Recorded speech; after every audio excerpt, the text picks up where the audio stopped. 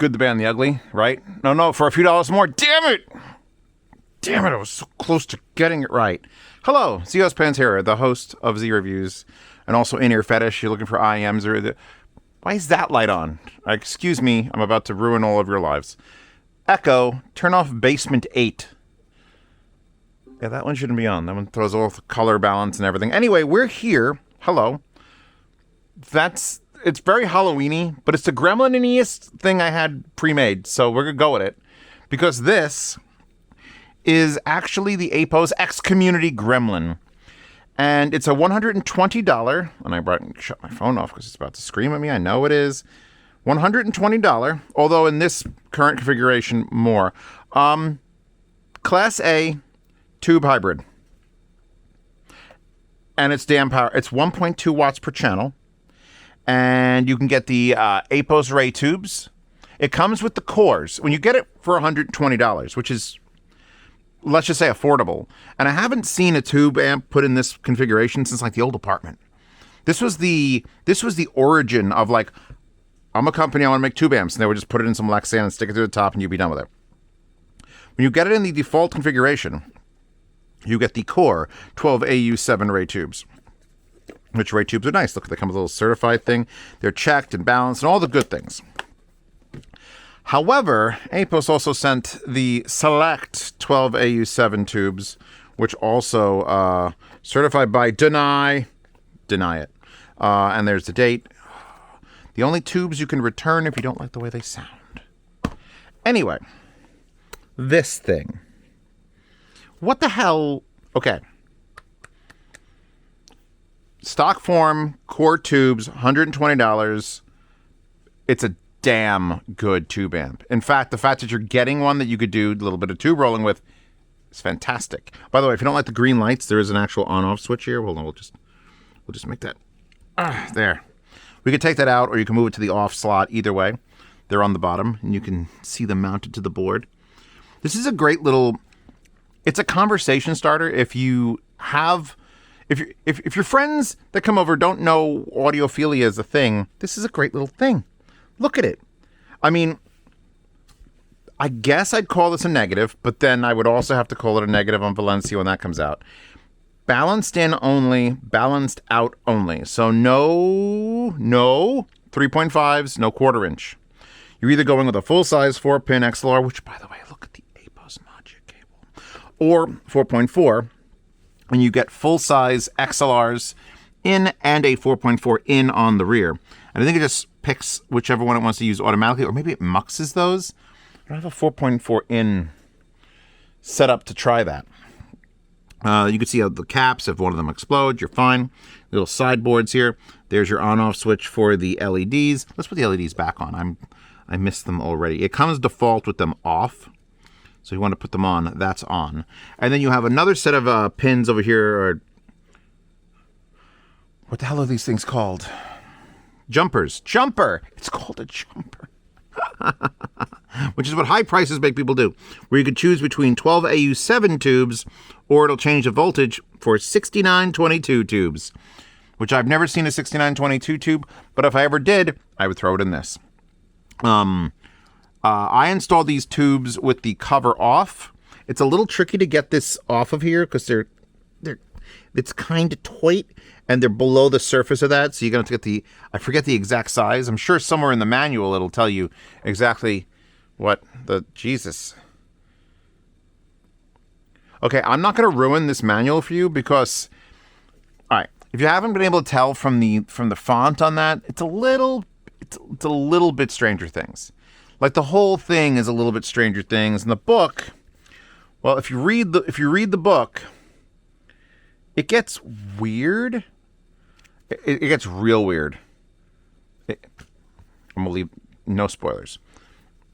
I'm gonna plug back in Eris because Eris is currently on here. If you don't know, this is my headphone. Look, Zeos is on the right because Zeos is always right. Then you just reverse the wire and you get the soundstage mode. I've had this on the desk now for 2 months. The original one I got had an issue where it kept getting quieter and quieter, so they scrapped that one and sent me a new one. And this one has been rock solid. Oh. You can see that it has back-to-back potentiometers for the volume because it is truly balanced. And it is using both tubes. I'm going to straighten that one out. Sorry. It's a little bit crooked and it was killing me. When I took the top off, because it's easier to install the tubes that way, trying to get them through the Lexan on top can be a little rough. So if you feel uncomfortable about that, I use a needle nose just to start these and then unscrewed them by hand. Get them in there. Put your tap back on. Let these tubes run for a little bit, even though they should be ready to go from factory. And be prepared. Because here's the thing. I love a real tube amp. A straight... There. The Tor is a real tube amp. They're getting harder and harder to like deal with. Because once you have a real tube amp, you have the problem of low impedance. These things are the Cosmos, which is also an APOS. This is like an APOS day, except for the Cantors. I've got the awful Cantors. These are Hi-Fi Go. Those are like, what, a 14 BA in-ear monitor? Anyway, we're going to talk about that and what that does to it, because this is a special little relationship we got going on. But when you put a hard to drive or a low impedance headphone on a regular tube amp, the problem is there's not enough resistance, and then the tube gets real weird, and it doesn't sound great. It just sounds off. HG600s are 300 ohms. When you introduce 300 ohms to a real tube amp, a full-fledged tube amp, it draws that power down, and that's what gives you the tubiness. So when you plug something that's a little too much looping through, it's too efficient it's too low in an impedance, the tubes get weird. And that, planars, is where hybrids come in. So I've done a bunch of X-Duo hybrids. The knob being red on this kind of reminds me that, I think I know who APOS works with a lot on these things. Just saying. So when you look at it, we have to like take that into mind. Like, okay, they have a cheap... How do you make essentially a tube hybrid, which you have a couple of them available? How do you make it like super duper affordable? You literally just sandwich it between two pieces of Lexan and be like, we're done. Here it is. So let's take off Eris, off the Magia cable. Oh, it's so beautiful. It's a nice connector. We could talk. Let's do this first, then we'll go to the Cantor. Linked in the description is the awful Cantor. It's not cheap by any means, but it has some sound issues that I'm concerned with that this fixes. And this is my reference point on things. The little JDS Labs. Okay. JDS Labs Atom 2. I just finished the review of these earlier today, actually. Spoiler alerts. I can do 2 reviews in one day.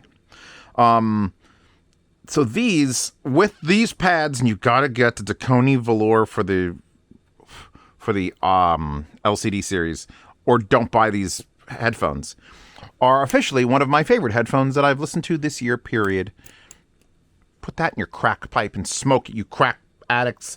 On this, you would think they wouldn't have enough power, because this thing does need power, and it's only 1.2 watts. But let me tell you what 1.2 watts does. We're at 12 noon, 1 o'clock, 2 o'clock, 3 o'clock. That's a pair of speakers now. This thing has power. Like, it belts out at hard-to-drive headphones. Now, I would consider these hard to drive, even though they're low impedance. Fuck. That's nutty. What are we listening to? Ennio Morricone, a few dollars more. Blue Scholars 27.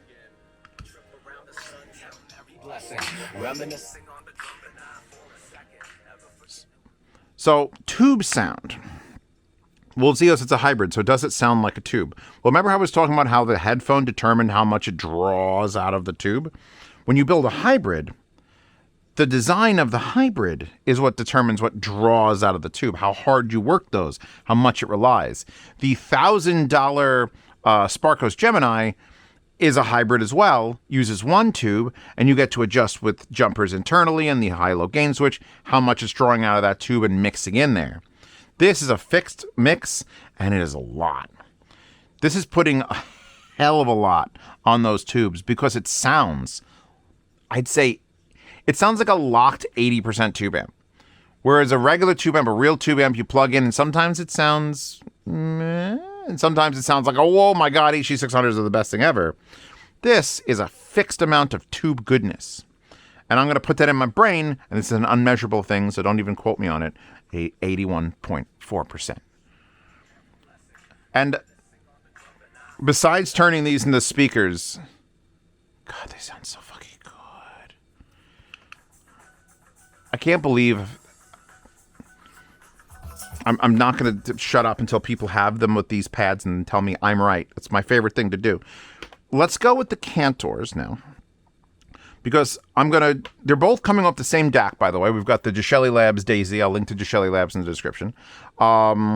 Put these in, let them sit. The Atom 2, which is roughly the same price as this if you had the core tubes in it. These are the better tubes, which makes this unit like $270. Do I think you need to do that? Let me start with that before I play. Because that's a huge different. That hoogie. You're going from 120 to 270. Now the tubes are expensive because they, Ray matches them and they redo them and they repin them, and so they're expensive tubes. The Selects. Is it worth it in what is essentially a cheap chassis? And I'm using them because I could hear the difference. Now, what that difference is worth to you monetarily, that's up to your budget. Because if you have 270, that kind of opens up the world for like maybe a real tube amp or maybe a bigger X2O, but you're not going to get tubes as good as the Selects. So it's either get the better tubes in the cheap little hybrid tube amp or get a better hybrid tube amp from like X2O, but it's going to come with the cheaper tubes. Pretty much X2O's stock tubes are kind of meh. So take your pick. Either you're going to go with the 454 supercharged engine in the, I don't want to say Honda Civic. This is nicer than a Honda Civic. Geo Metro. Everyone loves a Geo Metro.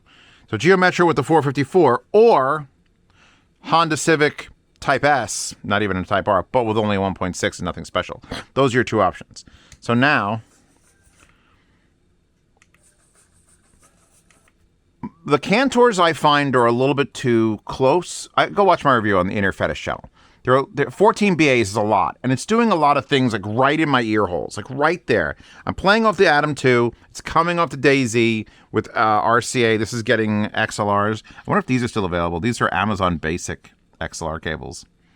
I should be using World's Best, but these look how cool they look. When I'm listening on this, these IMs are very clear, but like it's right here. So what happens when I do that? Lower the fuck out of it. Plug it in. I am legitimately further away from the music. If you want to know, you got to have, this is a great little like, hey, sorry, kitty cats. I figured for gremlins, I'd be like, oh, look at little gremlins. This is the comparison. You need a clean, nice, solid state, and you need either a hybrid or a tube, and you got to go back and forth and back and forth and Black and Forth is a great band name. Someone steal that. And if I go back to this, these have a limited listening time. The Cantors of like, I don't know, 10 minutes before I'm like, eh. But on this, I want to listen. I am interested in these IMs. They're doing more. They're smoother. They're warmer. They have width. I am further away from the sound, which is all a tube should do. A tube should fuck up the solid state listening experience. Minimize that. Go back to the Gremlin.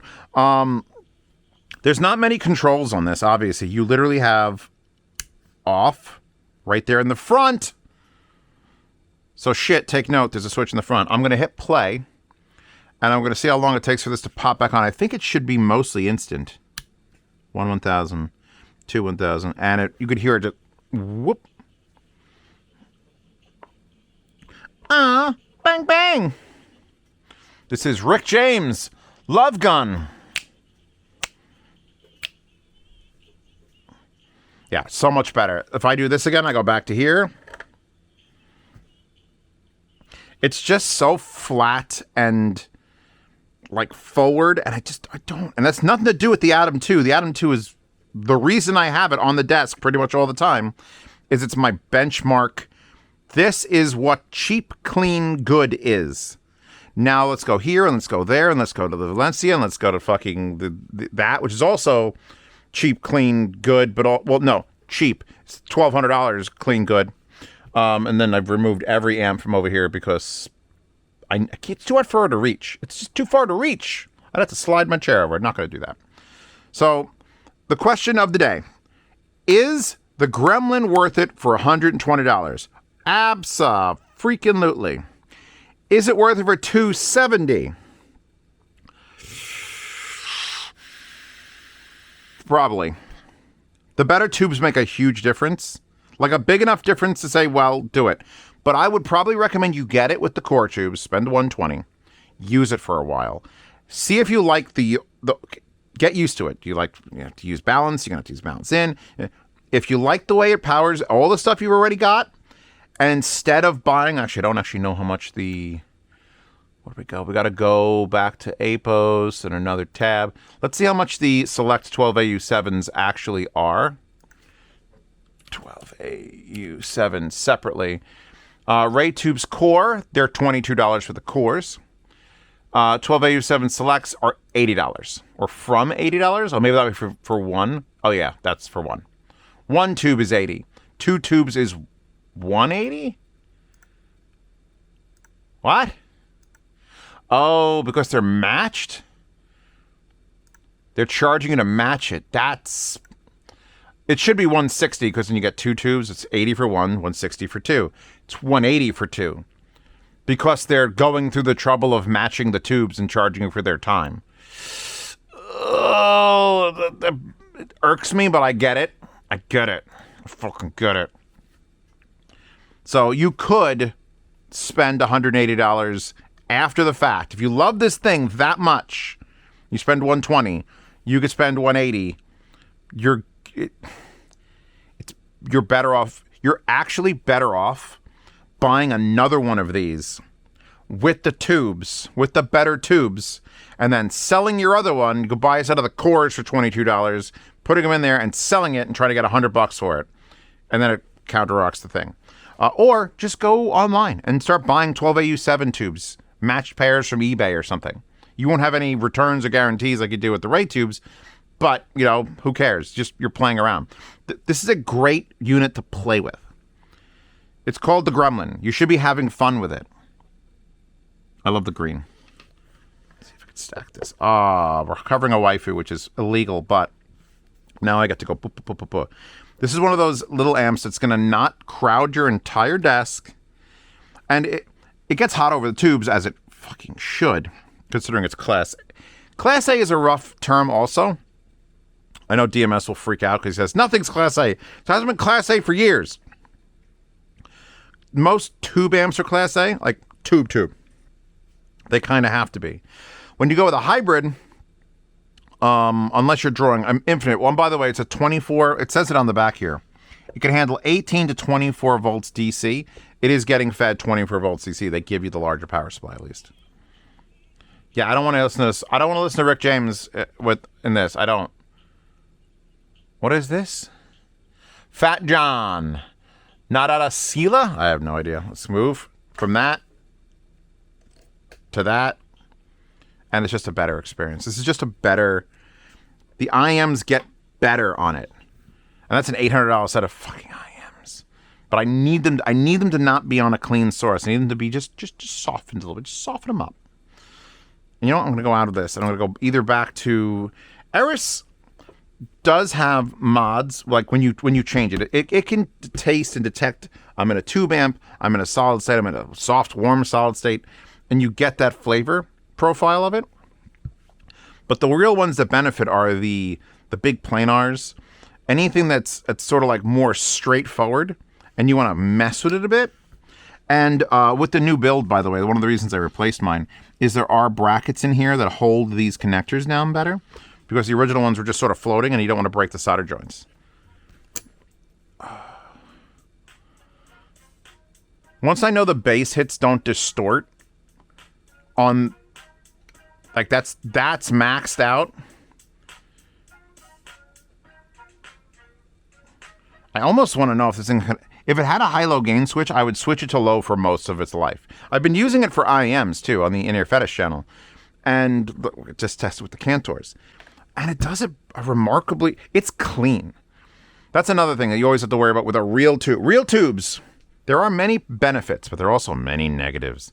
Like if you have sensitive IEMs, forget about it. You'll just hear. I had my phone too close to this before, and I heard a little bit of like, and I moved it away, and it was fine. Real tubes, you just can't. You just can't anything. They have to be locked in like a Faraday cage. So yeah, I'm gonna give this 4 burning dumpsters full of goblins. It's actually a gremlin. You know what? I was going over holiday movies. Not once did I think to play Gremlins for Christmas. That sucks, because Gremlins is an amazing movie. Gremlins 2 is also an amazing movie. If you haven't seen Gremlins 2, I'm a big proponent of Gremlins 2. It's more of a comedy than the original. The original was like... Was the original more horror? I don't know. You tell me in the comments. Gremlin. Check it out. APOS has it. APOS has Magia cable. Actually, APOS does have these as well. Oh, God. APOS does not have the pads that are required to fix it. But that's fine with me. So yeah, check out the links. Wallpaper in the Wallpaper Horde. Patreon, subscribe to support these videos. If this mousepad exists, I have a list of every mousepad I've ever bought on Reddit. Unfortunately, Amazon just immediately sells these things out and they disappear forever. So I'm sorry if you can't get what is essentially the best mousepad ever. It's real sad. It's real sad for all of us. So Patreon, subscribe, star. See reviews early. Participate in yard sales. Lossless sound demos. And $5 Q&A, wait, $5 for on Patreon and Subscribestar. If you want to ask me questions, I will respond. And you could see those responses for free if you don't want to pay me for anything. That's fine. $10 a month gets you in the behind-the-scenes private Telegram chat where you can ask me questions directly and all the time throughout the month, just at 3 in the morning. And I'll wake up and I'll be like, what the fuck is he? What? I want a hybrid tube that's under $200. You should buy this. Also, if you're in that chat, you go into a Lifetime Swap Meet channel to buy, sell, and trade gear so that you could sell one of these and then get the upgraded one with the tubes and then sell this. You understand what's got to go down, right? You understand what's got to go down? You got to buy 2 of them. It's the only way to save the money. It'd be great if there was an upgrade plan. If you own this, they will sell you that with a discount. I don't think that's going to happen. Be nice. I should ask them. I have them on my phone. I have APOS on my phone. Be cool if you bought this. Then it gives you like 1 coupon for upgrading to the Selects for $25 less. So yeah, check out Eris, which is my headphone, which has sold over 1,500. And I only know that because they paid me for 1,500 of them. And I'm like, yeah, let's buy Christmas gifts. And then I realize I hate buying gifts no matter what. I'll just give everyone Eris. I got a whole box of them over there. So yeah, links. Thank you for stopping by, and I'll see you all in the new year. I'm assuming this is nearer to New Year's than I am right now. So yeah.